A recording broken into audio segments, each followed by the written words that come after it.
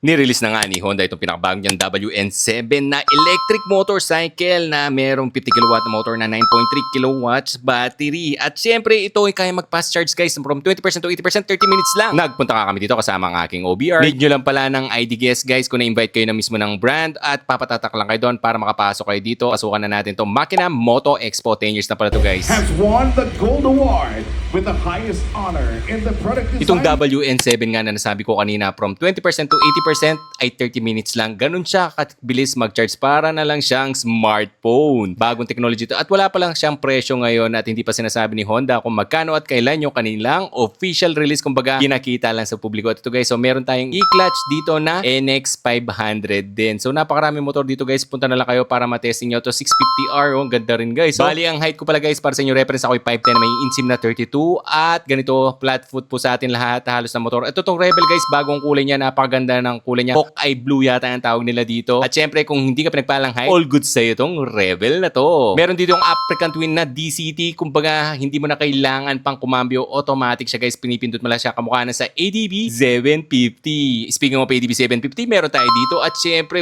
tignan nyo naman, isa sa pangarap ko to. Kaya lang guys, sobrang taas din ito. At syempre, balang araw mapag-iipunan din natin.